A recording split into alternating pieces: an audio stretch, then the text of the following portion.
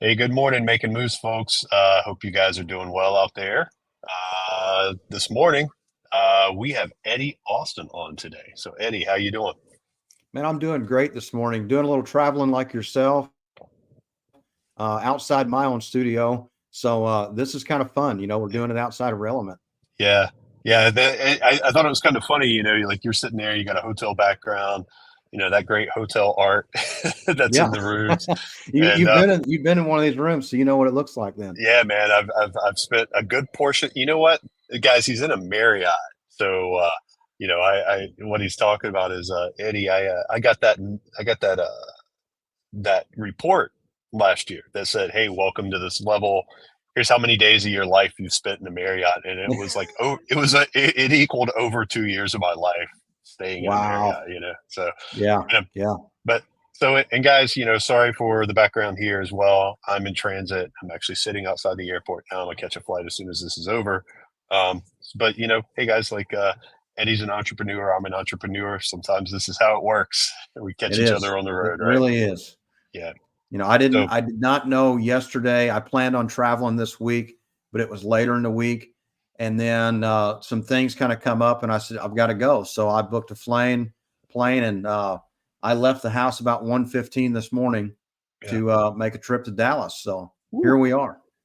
That's man, Eddie. That's the earliest I've heard so far. We had a friend, Nicole, who was on a couple of weeks ago. She came out to Mississippi, helped us with some due diligence.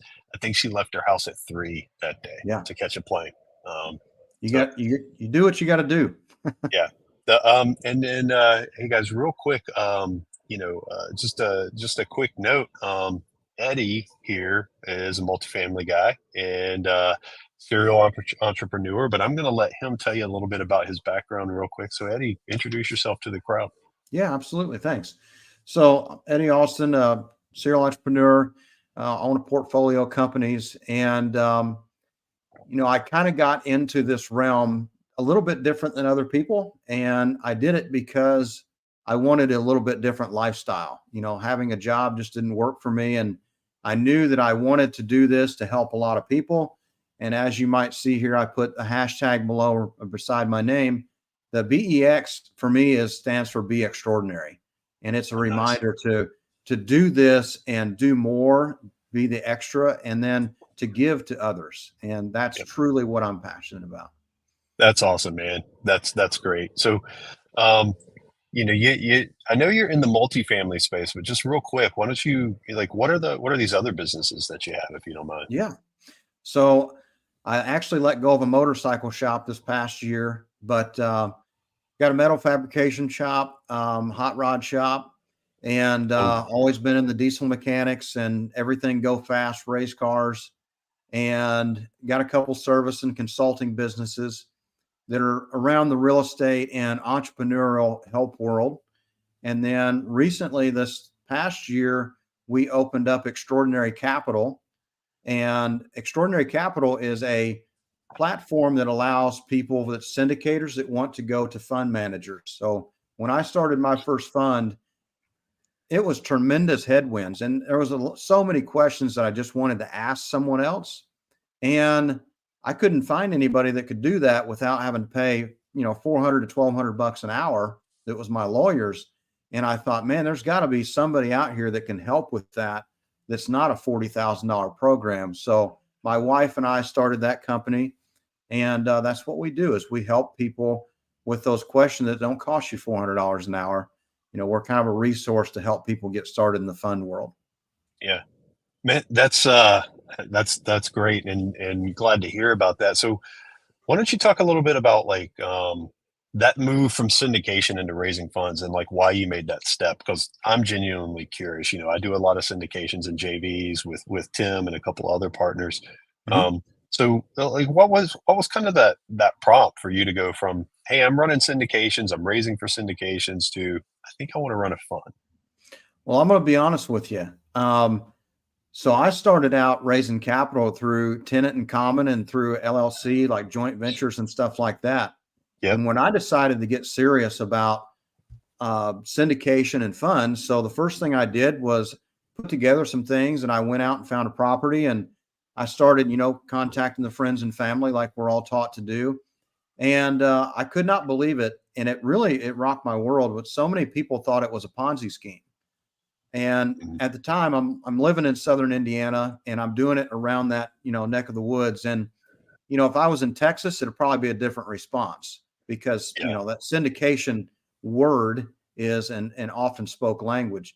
So I decided, I came from corporate America. I built S corps and stuff like that from the ground up. So to get that feedback was really detrimental to me, and it Yeah. didn't mesh well. It's like, man, this can't be right. Like I don't want to be somebody out here raising money that's a scheme. So my Yeah. first venture in the professional world of real estate, I built a fund, $20 million fund to start, and I Yeah. didn't do syndication to start out. So that's why it was probably so hard for me getting started was I didn't have, the bones of syndication to start. Everything I read around was in the fund world, but I kind of thought in a different path. And I thought, why do I want to do all this work and be on this tremendous time clock that's got me up against a wall? Why wouldn't I build something like Goldman Sachs or BlackRock to where I have a harvest period to raise money and then I can buy multiple properties? So to Mhm. me, it felt like I was going to do a bunch of work and I was going to be a bunch of hard clock. And then I thought about my investors and I thought, man, what if we goof up? What if this doesn't go right? And the first property is the worst. Maybe there's a bunch of skeletons in the closet. Knowing what I know today, I'm glad I went that route simply because we do buy these properties through syndication sometimes, and we do buy these properties through a fund, and there is skeletons in the closet. Property management companies hide things. Yeah. They really get very good at pulling the wool over our eyes. We do due diligence, we all do, but we don't know what you don't know. And so Yeah. many times we buy a property and we find things we just didn't know, didn't have the education. Yeah, yeah, that's a really good point, and Eddie, you're hitting on one thing because some folks have asked Vitaly and myself, like, why did you guys start your own property management company? And there were a whole host of reasons. But one of the reasons is that we work with funds from some time to time, and one of the questions that and I'm going to ask you a question here. One of the questions we get a lot from funds is, do you manage in house? Do you manage in house? And the feedback was that they want operators who have vertically integrated in-house property management. Mhm. And you know what? I kind of know the answer to that, but real quick, is that kind of what you look for? Do you prefer to see that as well? Absolutely. And here's the reason why. When you're vertically integrated, meaning you have property management in house, and your house has good systems and processes inside of it, your company, you should be able to make decisions a lot faster. And a part of your property management team should have a percentage of ownership, meaning they physically care about the operation of that property. When you're hiring a third party, you hope they have your back. You hope that, they're doing the right thing and you're paying them for a service. But just because you're paying them for a service doesn't mean they have the company's best intention. Yeah. And then the one other thing that we've been asked and seen before is, when the ownership team also owns the property management company, there's a little bit more of an obligation to let the other partners see underneath the hood of that property management Right. company, right? Um, Reporting, yes. I mean, to have a really good reporting system and a good CPA group that runs, just right straight and parallel. So you got third party audited financials, which is more, I think, along the fund language that usually happens. If you have a fund, normally you have third party audited financials. yep. And that gives your partners, your investors, a little bit of really good sense that they can really look underneath things and they can really see that, okay, this is not just coming from Tim's group. This is coming from the CPA group. And it's a blended effect from your property management, your company, and your CPA. Yeah, yeah. And guys, Eddie's spot on there. Not just from his experience, but that's the same thing we've seen as well. In fact, we had to go through that full third party audit last year, um, Mhm. and it is. It's not friendly. It's not It friendly, is. but at the end of it, Tim, it's so nice because you come out of that so much more educated, Yeah, and you have an understanding of what an investor may be looking at yep, for the level of documentation that they're going to get. yeah. No, and when we went through it, you're absolutely right. When we came out on the other side of it, it was like, oh, okay. So, and 90% of it, we were like, we were right on. We knew about it, right? Like we knew Mhm, those things, but you're right. There were a couple of things that are like, oh yeah, we should go take a look at that, right? mhm. Um, but but like you're saying, it also helps with that kind of like the fun back to the team relationship of, hey, here it is. This isn't our opinion of how we're doing. This is a third party's opinion of how we're doing and how we're capitalized, right? Yeah. I like to look at it, and this is the way I looked at it. When I was trying to go out here and sell an LLC, essentially a syndication or 506C syndication, I was essentially selling, yes, it's a company, essentially, but you're creating a company that holds that property. But to me, when you build a fund, you're building a company. And Yeah, in that company, you have property managers, you have asset managers, you've got the entire house, you've got your CPA, your affiliates. It is a true company. You are truly selling shares, and you're affiliating yourself or acting just the same as a BlackRock or Goldman Sachs. You might not have the years on you that Goldman Sachs has. Let's be honest, they do that for a reason. And they raise massive capital in a right. very short period of time because they built the company and they have the systems and processes and the butts and seats in the right places. So you know what you're getting when you invest with them. Yeah, yeah, for sure. So Eddie, we got a couple of questions here, and I'm gonna put one up, and Sure. I'm gonna kind of rephrase it just a tad. Christina, how you Yeah. doing? So I understand sometimes, funds don't like to share exactly what they're invested in. So, can you talk about the types of investments that you've put fund money into, or maybe even like locations around the country that you're specifically focused on? I love this question. And this question comes up so many times. And no offense to anyone, but when you invest in a fund and you invest with a really good fund manager, when you read the PPM, it should be clear cut and concise and exactly the city, the state, Right, asset type, vintage of the property, your acquisition criteria, your acquisition size, the unit size. So when we write funds and we write the narrative for the PPM, exactly, like it is not a blind fund. We're not blindly raising capital. You'll know for a fact that we are raising for a multifamily Class B, Class A assets in Texas, North Carolina, South Carolina, and Florida that were 300 to 600 units in size, that we like 1985 and up. Exactly. We even have it down to the MSA where we have a market study in there, and our market study outlines job growth and the demographics and the geographics that we were targeting and looking for. So maybe we're different, but I would assume anyone that would invest in a fund, you could read that PPM, that private placement memorandum, and you would know exactly what that fund's going to seek to acquire. yeah, yep. That's really good advice, and Eddie, you're spot on from our experience as well. Because when we talk to funds, when Tim and I talk to funds, they're asking the same thing. They're like, what kind of assets do you typically acquire? What age? What locations? Where, how many units? All of that. It's almost like the funds buy box, right? They're It trying to is. figure It out their really buy is. box. Yeah, Yeah, and we know. you Oh, sorry. Go formulate ahead, Eddie. that buy box. They're asking those questions because their PPM has to fit that criteria. So Yep. whoever's invested in them, they've gave that investor this box that they're going to invest in, and then Right. they're making sure that they can partner with you legally because it fits their buy box as well. Right. Right.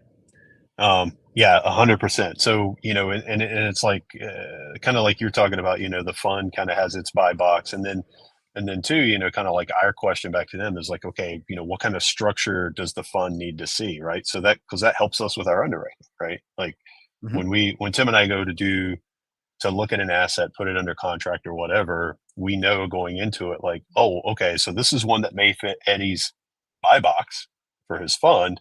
So as we're going into it, we'll come to you and start to have that conversation, right? It's like, hey, Exactly. I think we got one that checks your boxes. Here you go. Here's an early look, right? Yeah, Um, 100%. yeah. Hey, so speaking of that question in my head, real quick here. So do you find as you start to work with operators that they're starting to engage you after they have it under contract, or are they starting to engage you, during the contract negotiation process, if they know what your buy box is, right? Like, is this something that if we get it under contract, you would be interested in? You know? Yeah. It's almost half and half. And if anyone could listen to this podcast, take some advice from this. I've watched so many people that's called us up 2 weeks before closing. And it's, hey, does this fit your criteria? And can you invest with us or invest beside us? And you can tell they've exhausted every resource. Unfortunately, when it happens like that, we can't do the due diligence in a timely fashion to check the boxes to make sure that I know my invested capital Yeah. is going into an asset that I feel good about. I like to be very diligent, very tactful, and know I've done my research. I've done my own due diligence. And also, if I'm going to partner with somebody that's contacting me out of the blue, I've learned this from syndications. You have to know your partners. Yeah. And Oh, that's a softball, Eddie. yeah, it is. That might take us viral, but you have to know your partners. And no offense, but you need to know how your partners operate. You know when you're going to pick up the phone, what you do on vacation. When things go wrong, you need to know physically what an action plan is. Like, what's your Yep. response time? Because some of these decisions may be from partners that don't necessarily have the same, I wouldn't say integrity, but the same fashion, operate in the same fashion that you do. And you want to make sure that that meshes pretty well.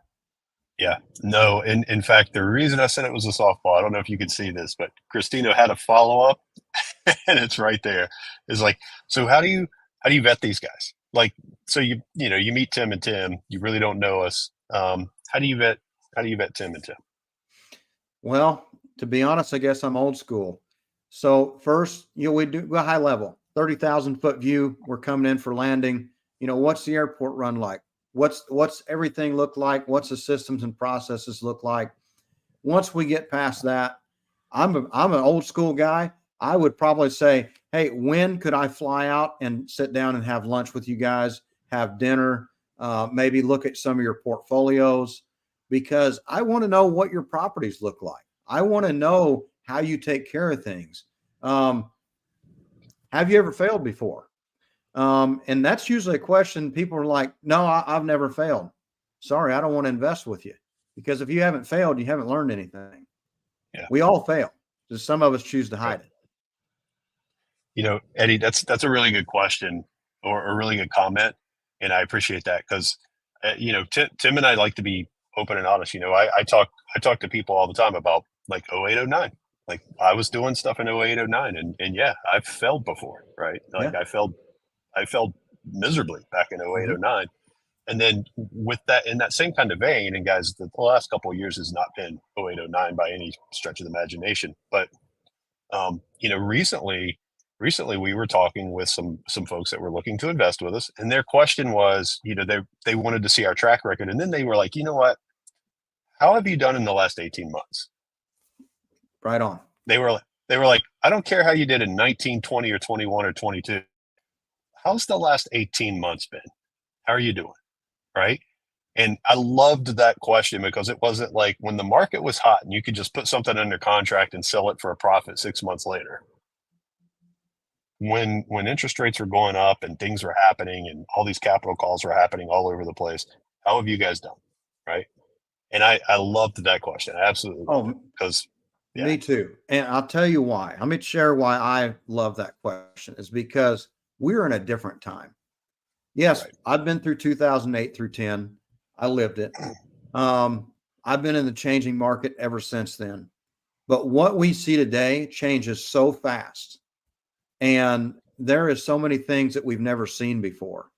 And how we operate now is much different than what we did back then. And another Right. thing, you know, to admit the things that you've had to put in place and the challenge that you face and how you reacted to that is huge. Because and it's just stone cold honesty on, hey, this is what we've faced, these are our challenges, and this is what we did to overcome them. And you can really learn someone's company from the way they answer those questions. Yeah. No, I completely agree with you. Completely agree. So, we had a question a while back that I do want to pull up, Okay. and go with that. Is so back to your. Is it better to start your fund first, or go get syndicated and then try to do capital raise that way, and then do a fund? That's a great question. And really, it comes down to your pain tolerance and who's on your team. Starting a fund's not easy. It can be easy when you have the right people that are your accountability partners and your partners, people that know the way funds operate and the way to set them up. You need to build a runway so you can physically take off correctly.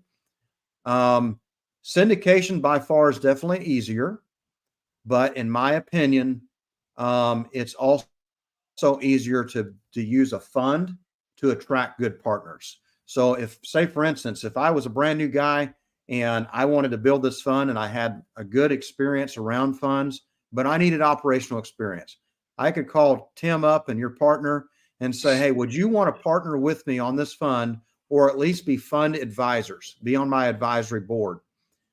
Instantly my fund has a way to show that it has experience. And in my opinion, it's easier and safer for everyone to build a fund first. In my opinion, that's how I started. I know a lot of people syndicate and raise capital. I hear people say, well, you can't raise capital because it's a fund, it's a blind fund. We've went over that. And the second thing is I don't have a track record. Well, vet your partners and bolt your partners into this fund and build one solid, good document with a good board of advisors and managers. Yeah, yeah, that's a really good point. And who I'm sorry, I can't see who asked the question. I think it may be Sal T, based on David's comment or later on. But I'm I don't have experience with the fund, but it's kind of like, to me, it's kind of like that. Do you raise money or find a deal first, right? Like, it's like I Personally, don't think there's. Yeah, go yeah, for it. man, syndication, again, I could hammer on syndications all day long and why I wouldn't do them. But syndication, your back's against the wall. I mean, we just bought a property here a while back. It was 206 units. We were building a diversified fund, so we didn't have it finished yet. So we had to syndicate this deal. By the time we got through all our negotiations and our lawyers got our paperwork and everything, we had 6 weeks to raise $6.3 million. And don't get me wrong, we've been really good at raising capital, but 6 weeks, that's over $1 million a week. In today's environment, that's a stretch. And the Yeah, whole time I was like, man, if we just had the fun and we'd have been raising money 4 or 5 months ago, and we had our due diligence money, we had our escrow money, we've got our EMD money, we've got everything in order. The cash liquidity question is not a problem. It's all in escrow. That would have been a walk in the park. But right. because we had to raise, and that's the way a syndication rolls. Like you open up a property, you identify your address, you draw your documents, and the race is on. Yeah, yeah. There's some truth to that, right? Like, even if you have a fund behind you, or even if you have a strong track record of investors who reach out and they go, yeah, I'm looking for a deal. I got $100,000, that kind of thing. At the end of the day, when you start that syndication and you actually start to go out and try to bring that money in, there's always the risk that it doesn't come in. Um, Oh yeah. so you're absolutely right. So that being said, your fund, do you guys raise? Are you like an evergreen fund? Do you have the money sitting there ready to deploy, or are you constantly raising as well? So ours is a closed-ended fund. It's a fund, and we're not really a fund of funds, although we are a SPV, we're a special purpose vehicle where we can allocate funds to other types of properties that fit in our buy box. Yep. However, we have 1 year to raise money. Now, Okay. of course, when you're raising money, we don't want to do soft commitments. We want to physically bring the money into the fund. So every time we find an investor, we, sit down with them, educate them on the opportunity, and then they know they can see our track record on how active we are. So we actually get the money in, and we actually raise money the entire time. So if we got 5 or 6 million, $10 million sitting in the account and we find a property, we can go fast. So what Gotcha. we try to do is we try to do all the legwork up front, all the marketing and advertising is all done, and we're constantly raising capital. We're always raising capital. So that way it's not a race. Gotcha. That's really good point. So thanks for sharing that. So two last things before we get going here is Christina had another follow up. Thank you, Sure. Christina, for participating. Uh, the people that put money in the fund, are you guys an accredited fund? Do you take non-accredited? And then do they have to be citizens? Yes. Great question. So this particular fund is a 506c, so it is an accredited fund. I do hear some very exciting news coming out that there's going to be some ways to maybe qualify in the future. That'll be Yeah. fun to see if that happens. And yeah, we do the international investments as well. So we can take people that are non-citizen.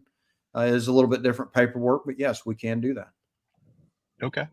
And then Salvador had what is the cost to start a fund?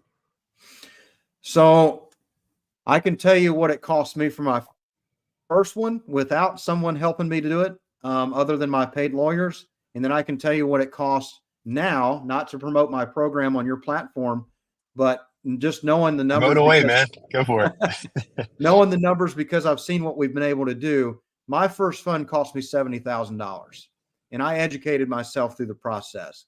I feel like I paid my tuition for that. Today, including paying us, we can launch one for 20 to 25,000, and that's including legal, our being a part of your team to be able to launch that and facilitate it. Like that comes through our program, and you're affiliated with our lawyers that we've worked with in the past.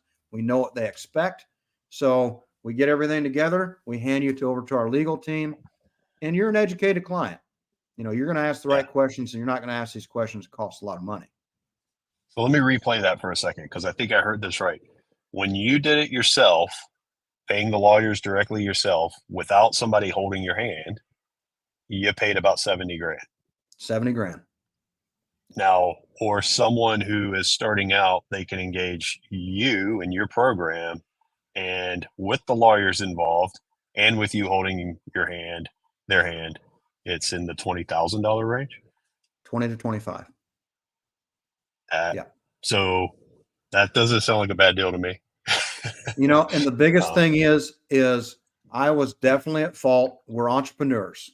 You're running right now. You're sitting at an airport. So many things got in the way.